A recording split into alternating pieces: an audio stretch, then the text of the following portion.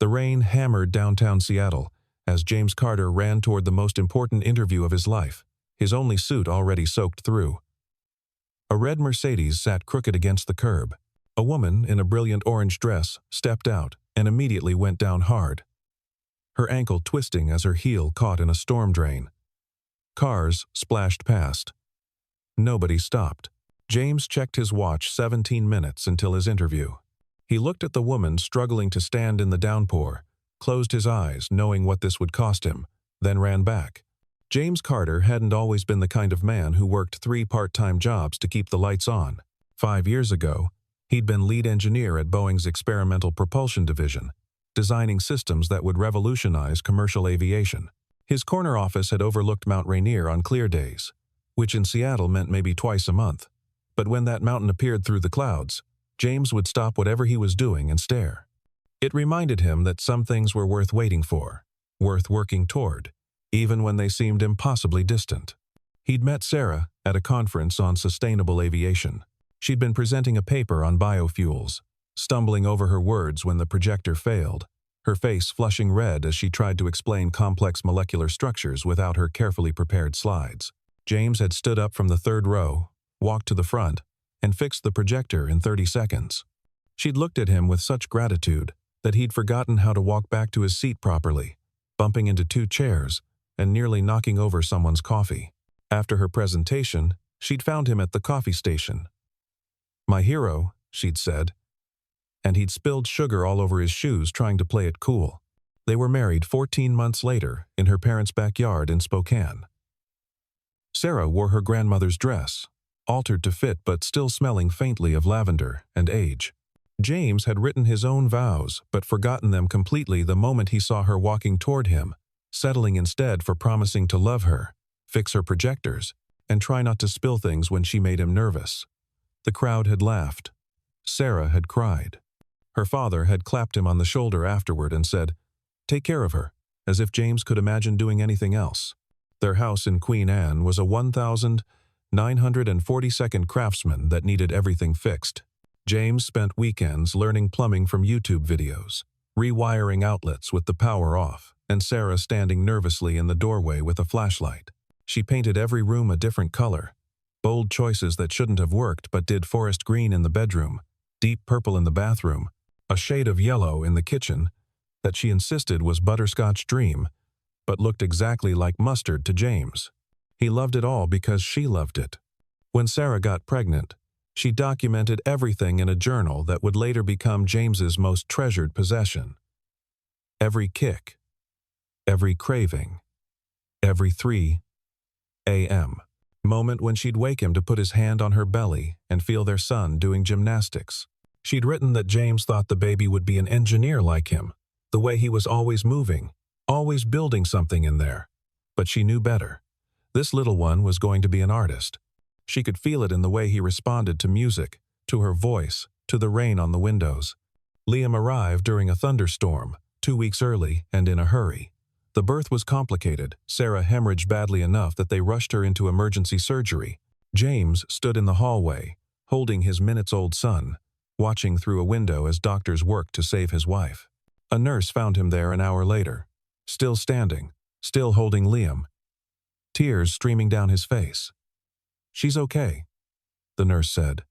"She's asking for you both."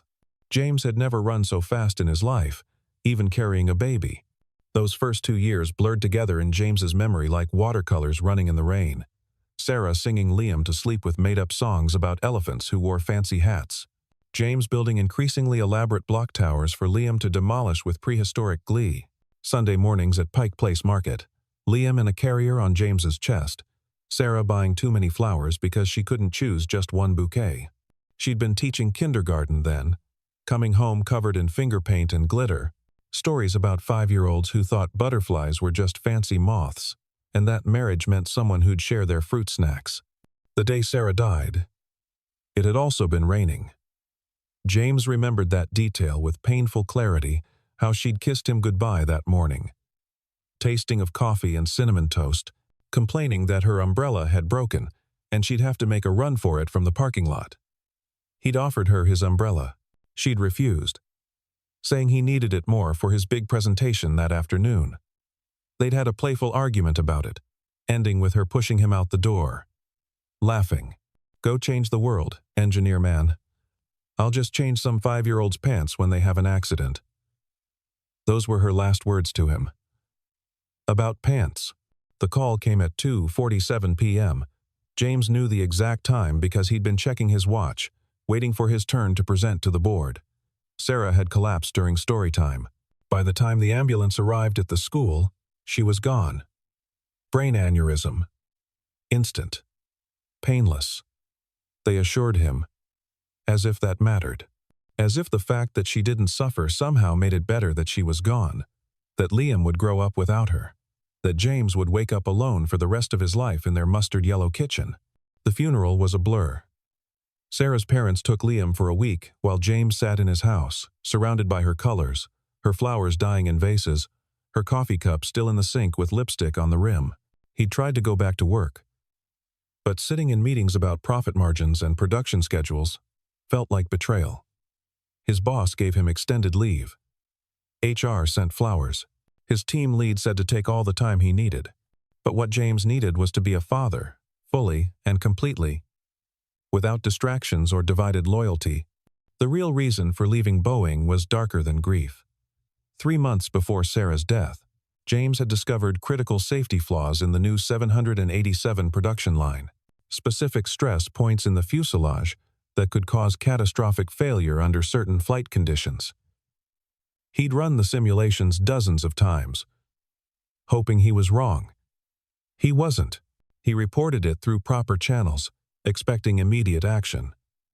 Instead, his supervisor, Thomas Marshall, buried the report. Production deadlines were more important than hypothetical risks, Marshall said. The planes were already sold. The contracts were signed. The stock price couldn't take the hit. James threatened to go to the FAA directly. That's when things got ugly. Suddenly, there were discrepancies in his expense reports from years ago. Small amounts, easily explained, but made to look like a pattern. There were questions about his mental state after Sarah's death, suggestions that grief had made him paranoid, unstable. Marshall offered him a choice. Resign quietly with a modest severance and keep his reputation, or be fired for embezzlement and blacklisted from the entire industry. With Liam to think about, James took the deal. 6 months later, he heard through former colleagues that the safety issues had been quietly fixed after a near disaster during a test flight. No one ever admitted James had been right. His resignation letter was 2 sentences. "I appreciate the opportunities Boeing has provided. My son needs me more." His boss tried to talk him out of it, offered part-time work, consulting, anything to keep his expertise. But James had made up his mind. The corner office was just a room. The 6-figure salary was just numbers. Liam was everything. The house sold quickly in Seattle's hot market. James found a 2-bedroom apartment in Northgate, close to a good elementary school. He drove Uber during school hours, the same streets he used to navigate in his BMW, now covered in a 10-year-old Camry that smelled perpetually of other people's coffee. He stocked shelves at Target overnight when Liam stayed with Sarah's parents. He did freelance technical writing at the kitchen table, translating engineering specifications into plain English, while Liam slept down the hall. Victoria Lane had been groomed for greatness since birth, though she'd never been asked if greatness was what she wanted. Her father, Marcus Lane, had started his defense contracting company in a garage in Tacoma with nothing but a laptop and a security clearance from his Navy days. By the time Victoria was 5, Lane Dynamics had its first Pentagon contract. By the time she was 10, they'd moved to a mansion in Medina with gates and guards and a view of Lake Washington that cost more than most people's entire homes. Marcus raised Victoria like he was training a successor, not raising a daughter. Dinner conversations were about market strategies and hostile takeovers. Bedtime stories were annual reports and acquisition proposals. When other girls were playing with dolls, Victoria was sitting in board meetings, silent but absorbing everything. She learned to read people's faces during negotiations, to spot weakness in a contract clause, to understand that power wasn't about money. It was about information and the will to use it. Her mother, Evelyn, had left when Victoria was 12. The divorce was quick and quiet. Sealed records and non-disclosure agreements. Victoria found out from a gossip blog that her mother had moved to Italy with her art dealer lover. Marcus's only comment was, "She lacked focus." Victoria learned not to lack focus. She learned to be perfect, controlled, necessary. She learned to be everything except happy. Wharton at 18 was Marcus's idea, but Victoria threw herself into it with desperate intensity. She graduated in 3 years, summa cum laude, with a thesis on emerging defense technologies that got attention from the Pentagon. Her professors said she was brilliant. Her classmates said she was terrifying. Both were true. She returned to Seattle with her MBA at 21, stepping directly into a vice president role at Lane Dynamics that everyone knew had been created specifically for her. The company became her entire world. She lived in a penthouse apartment 10 minutes from the office, though she often just slept on the couch in her executive suite. She knew every contract, every employee's name, every line item in every budget. When Marcus had his first heart attack at 62, Victoria took over seamlessly. When he returned 4 months later, he found she'd increased profits by 18% and secured 3 new government contracts. "Good," he said. Nothing more. Victoria had tried relationships in the clinical way she approached everything else. Men from appropriate backgrounds, with appropriate portfolios and appropriate ambitions. David, the investment banker who spoke 4 languages but couldn't hold a conversation about anything except money. Richard, the tech CEO who brought his laptop to bed and checked stock prices during intimate moments. Thomas, the senator's son who proposed on their 6th date with a ring worth more than most houses and a prenuptial agreement already drafted. She'd said yes to Thomas because it made sense, because Marcus approved, because it was what she was supposed to do. The engagement lasted 4 months. She found Thomas with her best friend, her only friend, really in his apartment, in the bed where Victoria had tried so hard to feel something beyond mild satisfaction and a vague sense of checking off a box marked intimacy. The betrayal should have hurt more than it did. Instead, Victoria felt relief. She didn't have to pretend anymore, at least not about that. Marcus's death came suddenly, unlike everything else in his calculated life. The FBI raid on Lane Dynamics headquarters was for charges Victoria hadn't seen coming 20 years of systematic bribery. Defense officials bought and sold like commodities. Marcus had built his empire on a foundation of corruption so deep, so systemic, that Victoria hadn't even known to look for it. He'd hidden it from her. Or maybe she'd hidden it from herself.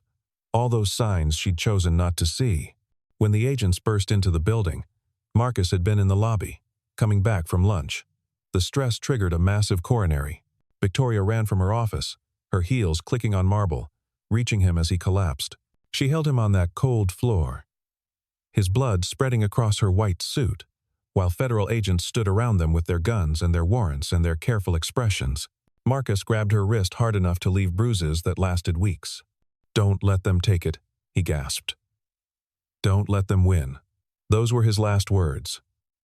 Not "I love you," not "I'm sorry," just business, even dying. The aftermath nearly destroyed everything. The stock price plummeted 60% in 3 days. The board called emergency meeting after emergency meeting, half of them demanding Victoria's resignation.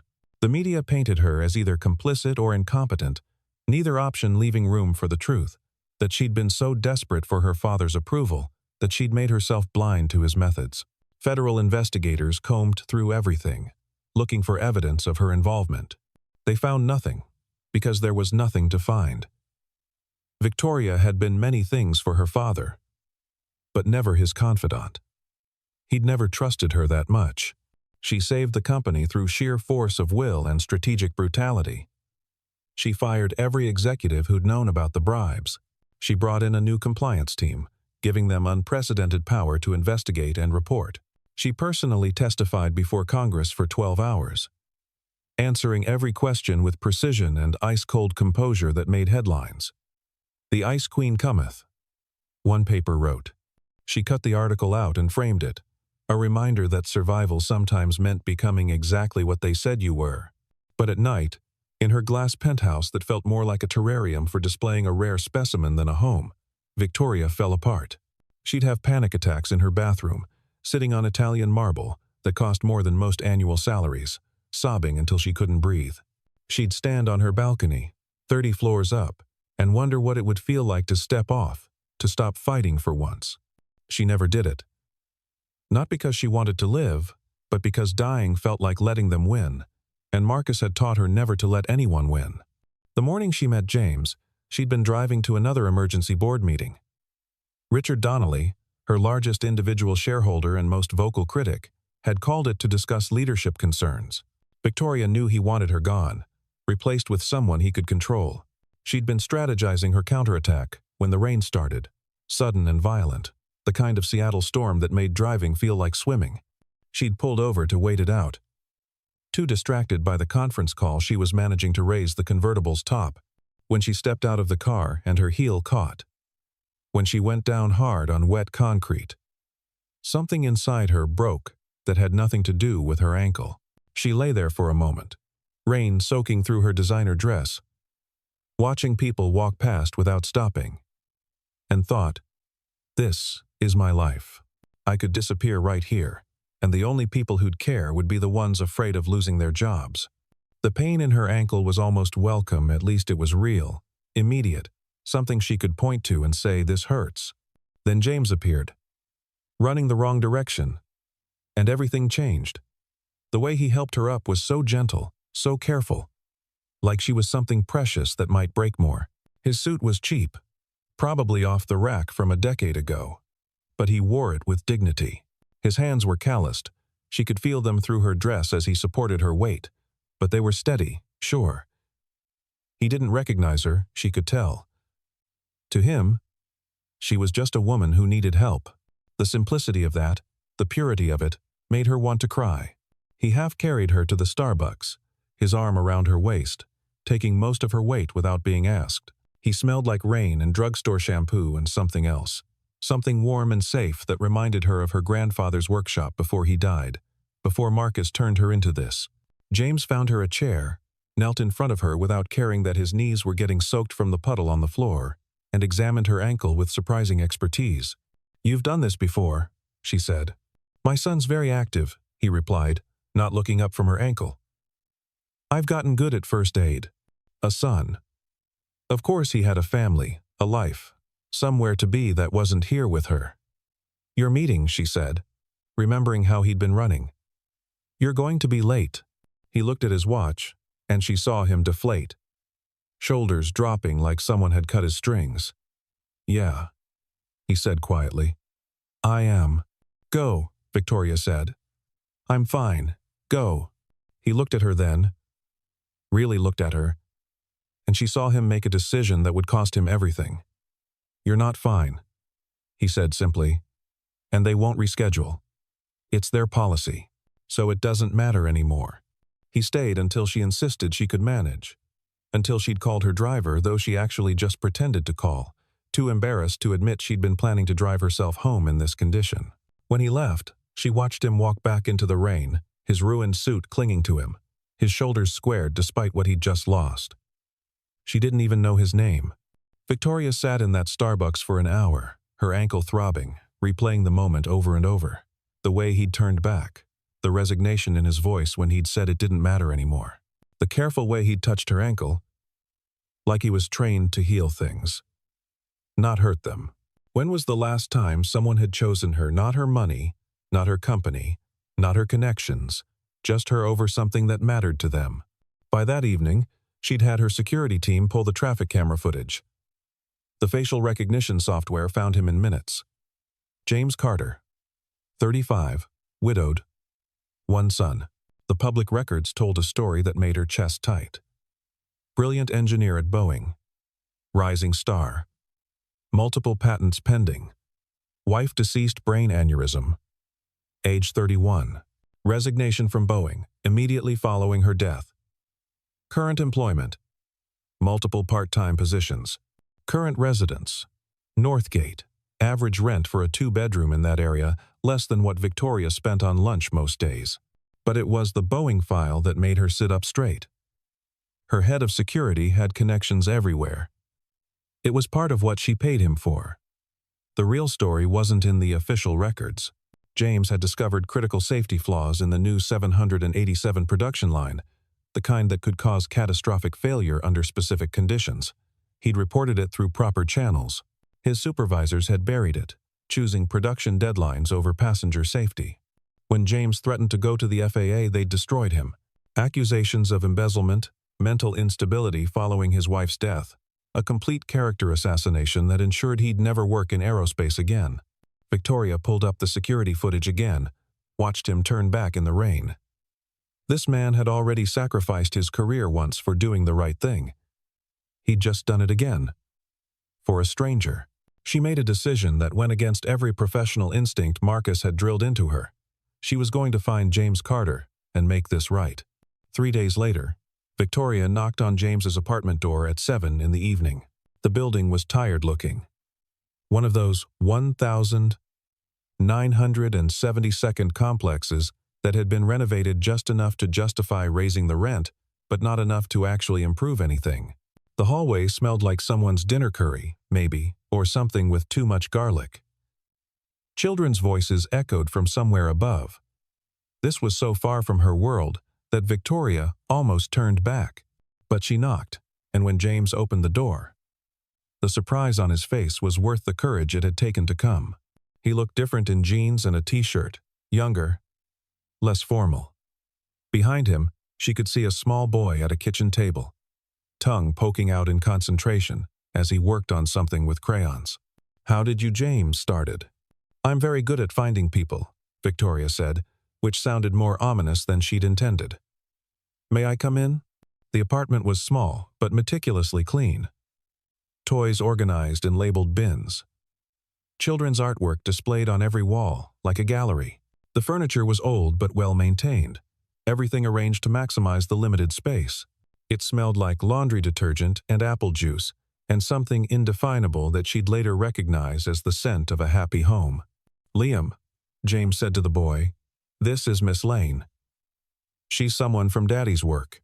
"You don't have work today," Liam pointed out with 5-year-old logic. "She's from potential work," James corrected, and Victoria saw him flush slightly. Liam studied her with his father's serious eyes. "Are you the lady with the hurt foot?" Victoria blinked. "How did you?" "Daddy said he helped a lady with a hurt foot, and that's why he was late to his meeting, and they said he couldn't have the job, but it was okay because helping people is more important than jobs." Liam delivered this in one breath, then added, "Do you want to see my dinosaur collection?" "Maybe later, buddy," James said quickly. "Why don't you finish your picture?" Liam returned to his coloring, but Victoria noticed he kept glancing at her with curious eyes. She pulled out the folder she'd prepared, set it on James's coffee table, a piece that had probably been new when Clinton was president. "I want to hire you," she said without preamble. "Technical consulting for Lane Dynamics. Reviewing our aerospace contracts, ensuring quality control. Preventing the kind of disasters Boeing tried to hide." James's face went carefully neutral. "You looked me up. I look everyone up. But yes, I know what happened at Boeing. I know you were right. I know what it cost you." She paused. "And I know you deserve better than stocking shelves at Target when you could be saving lives. I'm not in a position to take a traditional job. My son needs stability. Routine. I can't do 60-hour weeks or travel." "I'm not offering you a traditional job," Victoria interrupted. "Remote work, completely flexible hours. You work when Liam's at school or asleep. No office requirement. No travel unless you choose it. The salary's in the folder, along with benefits that include dependent coverage." James opened the folder, and she saw his eyes widen at the number. It was more than generous. It was life-changing. But his face remained troubled. "Why?" he asked. "You don't know me. One interaction in the rain doesn't—" "You turned back," Victoria said simply. "In the rain, late for something important. You turned back to help someone you didn't know. That tells me everything I need to know about your character. The fact that you're also brilliant at what you do is just a bonus." She stood to leave, pulling out her business card. "Call me when you decide." At the door, she turned back. "The man who forced you out at Boeing? Thomas Marshall?" "When?" He works for my biggest competitor now. Just thought you should know that helping me means beating him. After she left, James sat at his kitchen table, staring at the contract while Liam colored beside him. The salary would mean he could stop driving Uber, stop stocking shelves, stop worrying about making rent every month.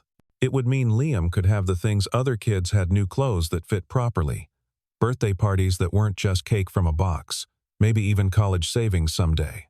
But more than that, it would mean doing work that mattered again, using his brain for something more than translating technical manuals. The handwritten note at the bottom of the contract decided him. Second, chances don't come often. Trust me. I know. V. James called Victoria 2 days later to accept the position. He started immediately, working from his laptop at the kitchen table while Liam was at school. The first contract he reviewed was for a new drone guidance system. He found 17 critical flaws in the first hour. Issues that could have caused navigation failures in combat situations. His report was thorough, meticulous, and so well written that Victoria forwarded it to the entire board with a note. This is why we need people who care more about quality than quotas. The calls started as professional check-ins. Victoria would phone to discuss a contract detail, and somehow they'd end up talking for an hour about everything else. She learned that James sang Beatles songs in the shower. Badly, but with enthusiasm. He learned that she'd never learned to ride a bike, because Marcus thought it was a waste of time. She learned that he read Liam 3 stories every night, doing different voices for all the characters even though it made his throat hurt. He learned that she had panic attacks that she hid in bathroom stalls, breathing into paper bags from the sandwich shop downstairs. 6 weeks into their working relationship, Victoria showed up at the apartment on a Saturday morning with a box of pastries from the French bakery downtown. I was in the neighborhood, she said, which was absurd since her neighborhood and his were separated by several tax brackets and a large body of water. Liam answered the door in dinosaur pajamas that had seen better days. "The foot lady," he announced with delight. "Dad, the foot lady brought food. Her name is Miss Lane." James called from the kitchen, where something was burning. "Victoria," she corrected, entering without invitation. The kitchen was a disaster: eggs stuck to a pan, smoke alarm threatening to go off. James looking harassed in an apron that said Dad's Kitchen in a child's handwriting. "I was trying to make omelets," he said helplessly. "Step aside," Victoria said, surprising herself. She hadn't cooked in years. There'd never been a reason to. But suddenly, she wanted to. She saved the eggs, though they became scrambled rather than an omelet. She found cheese in the fridge, some vegetables that were on the edge of acceptable, and made something that resembled actual food. They ate together at the small table. Liam chattering about school, about his best friend Marcus, who could burp the alphabet, about how his teacher Mrs. Chen had a baby in her tummy that was going to come out soon. Victoria found herself listening with genuine interest, asking questions that made Liam light up with excitement. James watched them both with an expression she couldn't quite read. "Do you have kids?" Liam asked suddenly, mouth full of egg. "No," Victoria said. "Why not?" "Liam," James warned. "It's okay," Victoria said. "Though it wasn't. Not really. I guess I've been too focused on work to have a family." Liam considered this with the seriousness only a 5-year-old could muster. "That's sad," he pronounced. "Everyone should have family. Like me and Dad. We're small, but we're good." Victoria's eyes burned with unexpected tears. "Yes," she said quietly. "You are." These visits became a pattern neither of them acknowledged. Victoria would appear with some excuse contracts to review. Educational toys for Liam she happened to see. Soup when James mentioned feeling under the weather. She learned the rhythm of their life.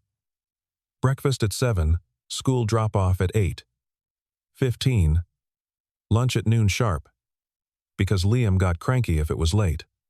Dinner at 6, bath at 7, stories at 7:30, lights out by 8. She learned smaller things too. James couldn't sleep without checking on Liam at least twice. Liam was afraid of the vacuum cleaner but pretended he wasn't. They had pizza every Friday and watched movies on James's laptop because the television had broken months ago, and fixing it wasn't a priority. James still wore his wedding ring on a chain around his neck, tucked under his shirt where no one could see. Liam had his mother's eyes, but his father's way of tilting his head when thinking hard about something. In return, though she didn't realize she was doing it, Victoria revealed herself. She told James about the panic attacks that started after Marcus died. How she'd sit in bathroom stalls breathing into paper bags, counting to 10 in different languages to calm herself. She told him about the engagement that ended when she found her fiancé with her best friend, how the betrayal had been less painful than the relief she'd felt at having an excuse to end it. She told him about standing on her balcony at 3 in the morning, wondering if anyone would notice if she just disappeared. They would, James said quietly when she admitted that.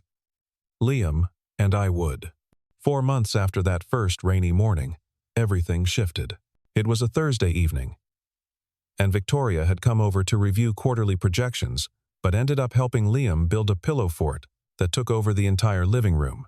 She was crawling out from under it, laughing at something Liam had said about dragons who wore business suits to trick people, when she looked up to find James watching her with an expression that made her forget how to breathe. "What?" she asked, suddenly self-conscious. Her hair was a mess, her designer blouse untucked, her makeup probably smeared. "You're different here," he said softly. "You're yourself." "Is that bad?" "No," James said, his voice rough with something she didn't want to name. "It's perfect." The moment stretched between them, fragile and terrifying and absolutely right. Then Liam announced he needed to pee right now, and it shattered. Victoria left soon after. But they both knew something had fundamentally changed. They were no longer employer and contractor, or even friends.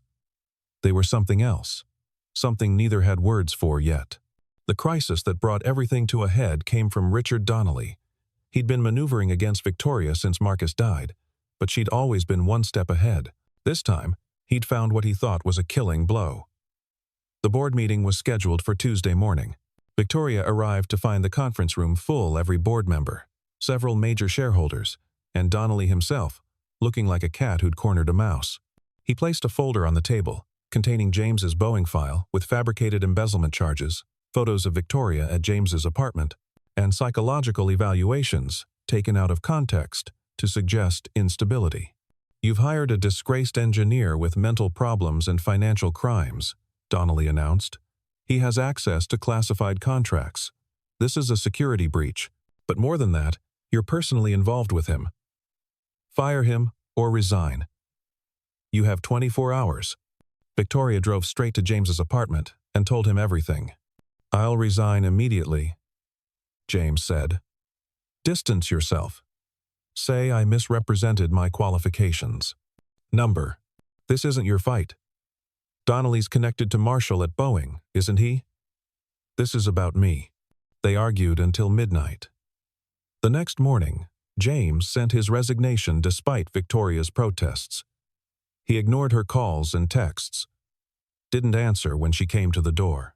24 hours after Donnelly's ultimatum, Victoria stood before the board. "Mr. Carter has resigned," she announced. "Smart choice," Donnelly said, already tasting victory. "I'm not finished." Victoria opened her laptop, connected it to the screen. The charges against James Carter were fabricated by Thomas Marshall, your brother-in-law, Mr. Donnelly. The same Thomas Marshall, who's now CEO of Apex Dynamics, our biggest competitor. The same man who's been feeding you inside information about our contracts. She showed email after email, evidence of $17 million in bribes, corporate espionage, stock manipulation. The FBI will be very interested in these communications, unless you resign immediately and divest all shares. Donnelly capitulated in 5 minutes and fled. Victoria turned to the remaining board members. "James Carter is the most ethical man I've ever met.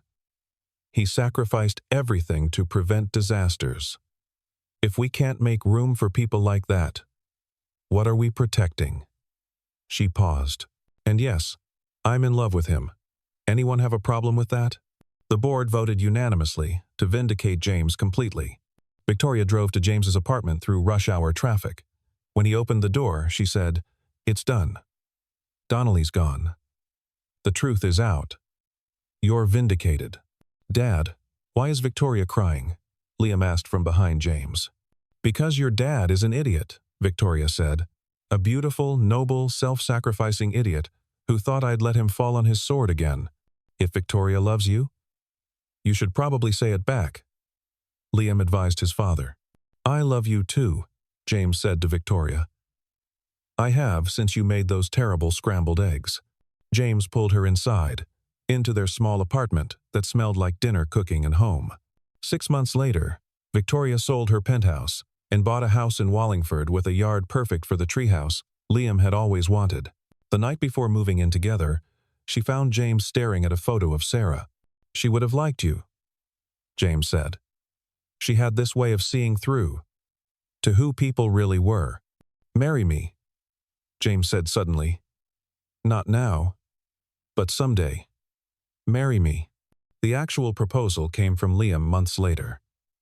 He approached Victoria one Saturday with a ring pop and serious expression. "Will you marry me and Dad? He's too chicken to ask properly, and I really want you to be my mom officially." Behind him, James held a real ring. "Yes," Victoria said, to both proposals. They married the following spring in their backyard, rain falling soft as a blessing. They exchanged vows under a small awning built to recreate where James first helped Victoria. Liam served as ring bearer and best man. In his impromptu speech, Liam said, "If Dad hadn't stopped in the rain, he would have gotten that job. But we wouldn't have Victoria. So I'm glad Dad missed his interview. Sometimes the best things happen when stuff goes wrong." As evening ended, Victoria stood watching the rain with James beside her, Liam asleep in his arms. "Thank you for stopping," she whispered. "Thank you for being worth stopping for," he replied. The rain continued, soft as promise. They were complete. They were family. They were home.